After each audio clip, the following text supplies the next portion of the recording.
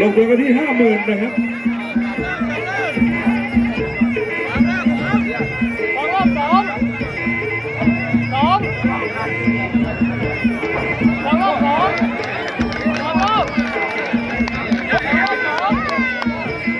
แดงนี่สูงยาวครับฉลามเพชรพยัคฆ์ทุ่งพาย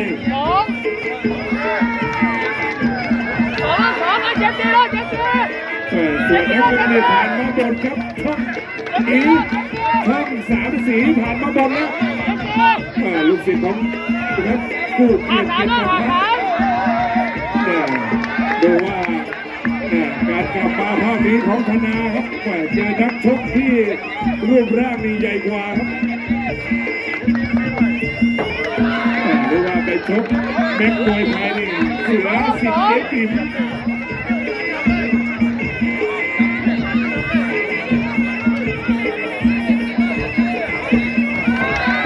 ขอบคุณคุณพ่อเรืองยศบุญพจน์ครับอดีตผู้อำนวยการโรงเรียนอนุบาลกันทนาโรงวันนี้ก็ได้เกียรติมาเป็นประธานกล่าวเปิดการแข่งขันของศึกมวยไทยการกุศลนะครับเพื่อสมทบทุนซื้อโรงเย็นนะครับถวายให้กับวัดบ้านดงขี้ยางครับ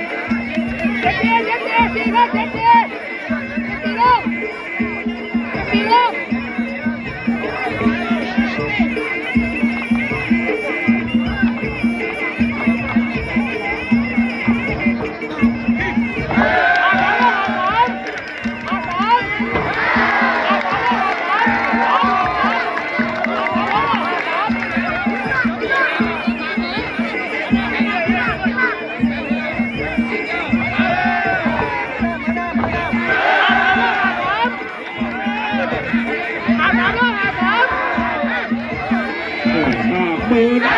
ขอสาไปฉลามเพชรธนาตั้งไว้โยนขาฉลามเพชรเถื่อนอยู่ด้านซ้ายตั้งไว้ครับฝากไปฉลามเพชรเข้าครับมีน้ำตาเล่นแทนกันผู้ชี้ขาดครับโอ้วันนี้ไม่ทราบว่าเดินโดนมาจากไหนบ้างครับเยอะจริงๆครับวันนี้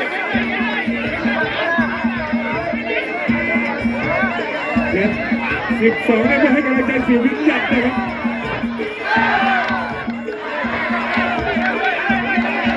บ้านบางยางบุญไหวครับโอ้สาตาชอบตัวใหญ่นั้นฉลามเพชรชอบเล็กนี่น้ำเงินระบบยกที่1ครับแทนโอ้บอกว่าถ้า3 เศรษฐกิจไม่ดีทำตัวมาเดียวผมจะพูดที่นี้จากเรื่องที่50,000นะคุณจะไปก็ตัวผู้รับพูดต่อไป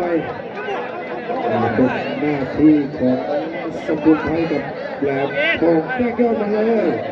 แต่ตัวฮานอยก็เก็บมา1,000ครับจะเปิดวางแล้วเป็นซุปเปอร์บิ๊กวาง6,500ฝนนัทวุฒิแจ้งมา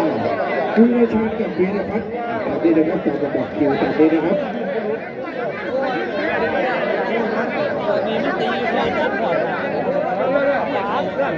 นี่เหรอเว้ยนี่เตะสายอย่างเดียวเว้ย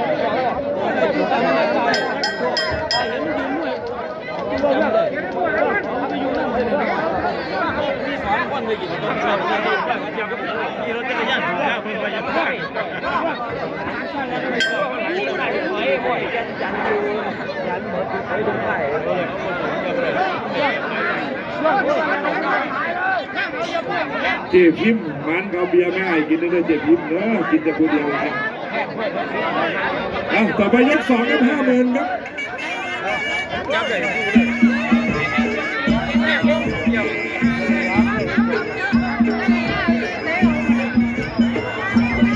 สูงยาวครับ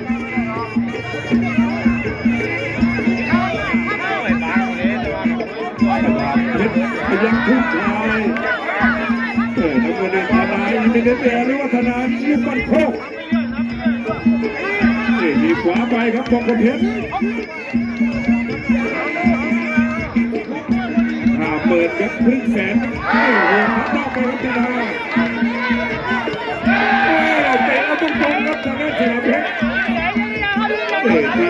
เป็นจักรเอรัตทุกพายกรรมการชุดเสมาอีสานยกเลิกแล้วสบาย ตายเลยเว้ยมองเลย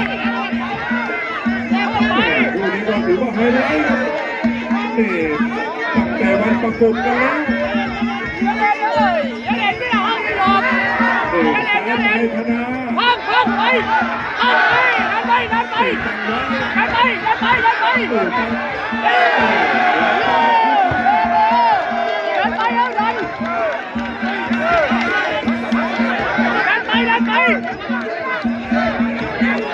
สูงยาวครับฉลามเพชรธนานี่ก็เตี้ยสั้น ดันไป แต่อยู่วัดบริสุทธิ์ผู้ชี้ขาด ดันขวาเลยดันไป เลือกเตะ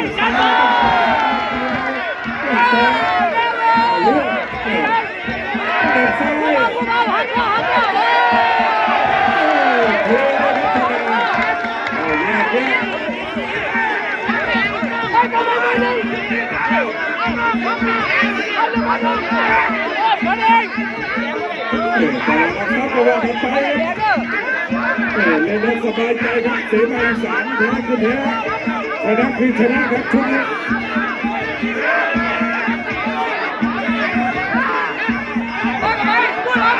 โยนซ้ายไปกับธนาเที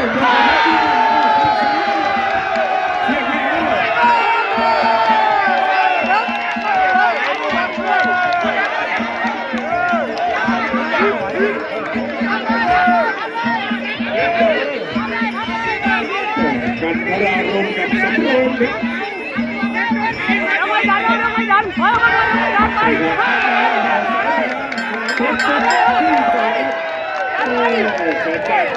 คู่ต่อไปจะร่วมและเลี้ยงด้วย หลังจากจบคู่นี้แล้วก็จะเป็นหน้าที่ของสกุลไทยกับตัวหลังจากนี้นะครับแล้วก็จะเป็นเสรวมพลังวางและ1,000น้อง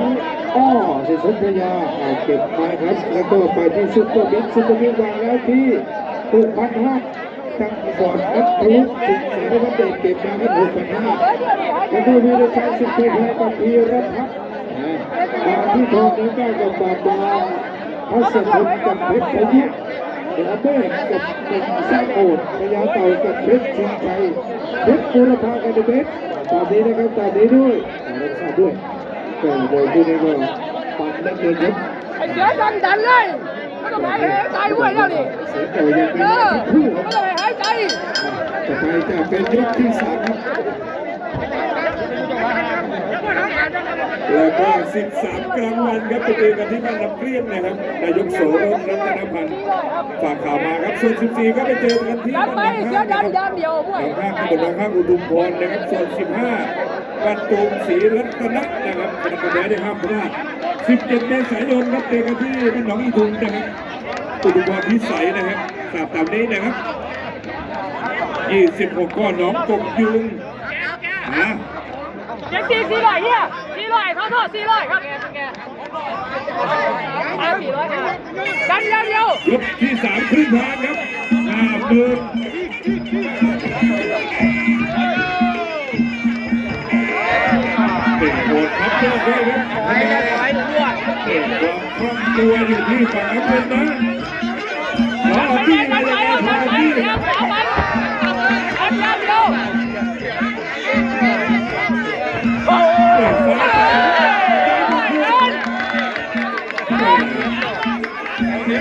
ใหญ่ของฉลามเพชร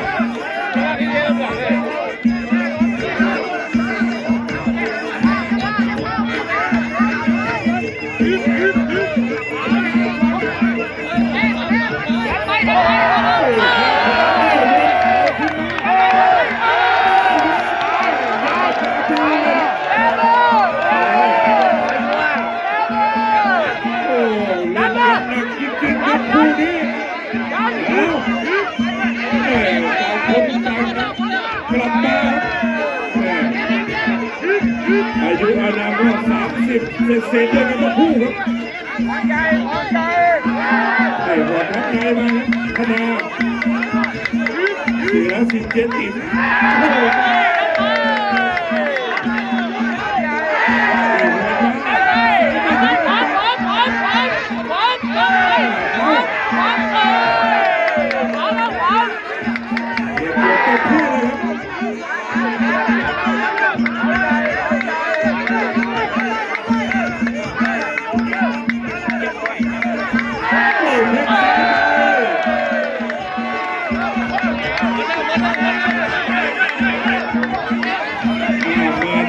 ลีนะ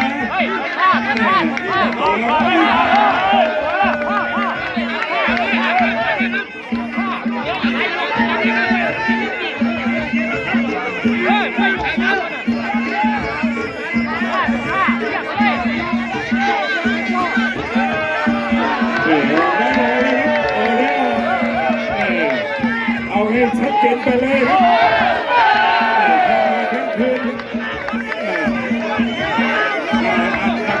อัดจริงเลยว่า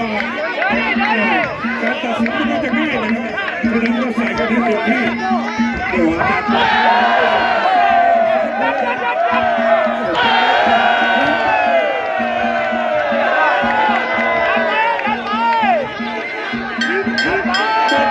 ที่สามครับเกิดการ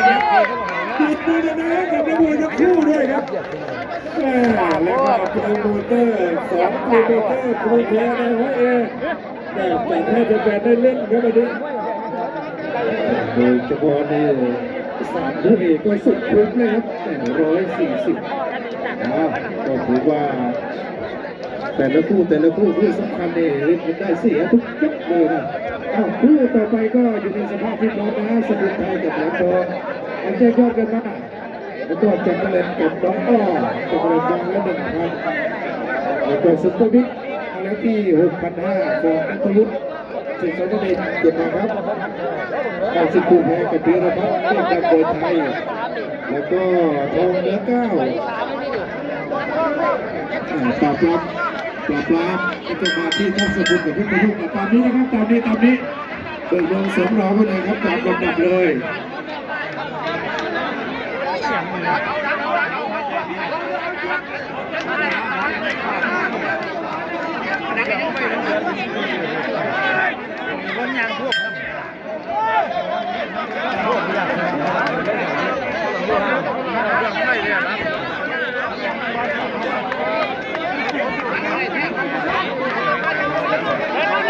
ดันอะไรเต็มไปหมด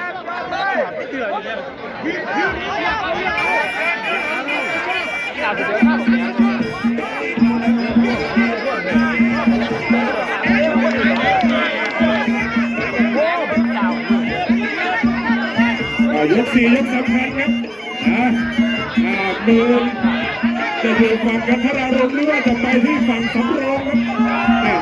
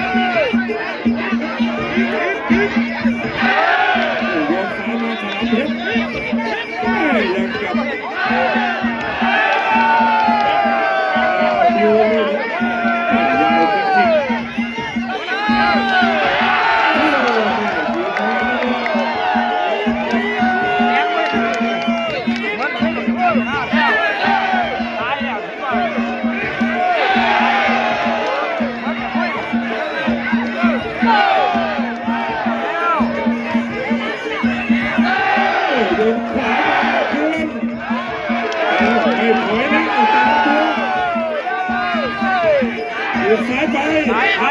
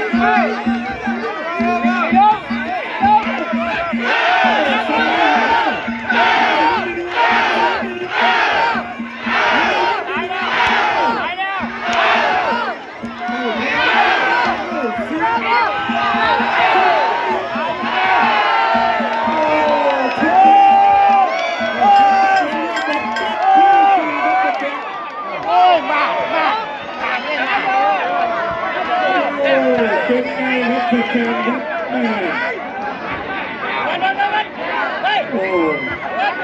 นี่เลยครับ มาดหลาย ถ้าเป็นช่วงก่อนนี่ก็ถือว่าธนาเด็กเปลี่ยนไปครับทุกเมืองกรุงแต่ตอนนี้ครับสภาพร่างกายครับการกลับมาครับมาวัดกันครับได้ใหญ่กว่าสนามบินความใหญ่ก็ถึงได้เล่นครับ ตีปากเนาะ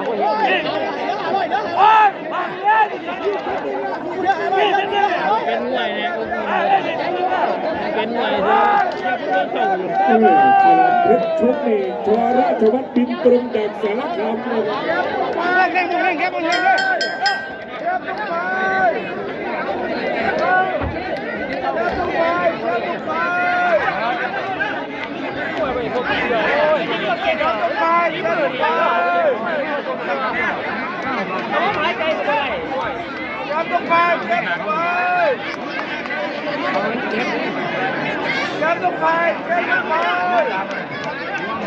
ต่อไปยก5ยกสุดท้ายนะครับ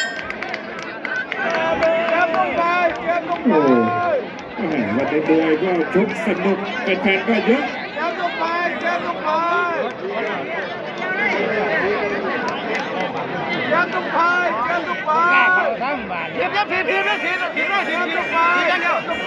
ว่ากันต่อยก5ยกสุดท้ายครับ5 มือเกมบีบให้ต้องเดินแล้วครับธนาลูกบันโคกหรือว่าทนายมิเลนแอร์ครับไม่วันนี้ต้องกว่าเยอะไม่มีฮิรันมดเพชรดีชาเพชรรู้ทันครับยับมือเลย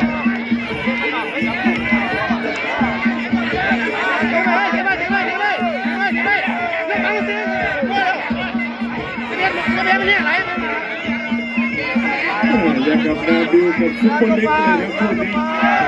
ซ้ายยังไม่ถึงก็เยอะครับธนา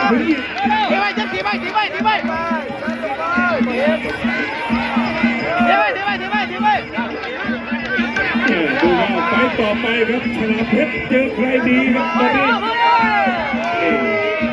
สถานการณ์ไม่ว่าจะเป็นบทล็อกหัวข้างในเป็นอะไรไม่ได้นะครับกันมวยที่เสียงดังยกสุดท้ายยังไม่ดังวันนี้ก็ขอบคุณคุณพ่อเรืองยศดวงพจน์นะครับอดีตผู้บริการโรงเรียนท่าลมโรงเรียนอนุบาลท่าลม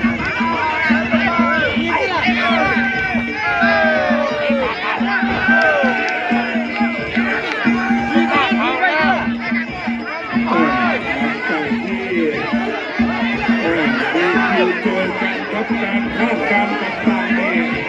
ไม่ว่าจะมองไม่ออกครับทั้งสองฝั่งแต่ตอนนี้รู้สึกว่าจะมองออกแล้ววันที่ประกบนี่มองไม่รู้ครับ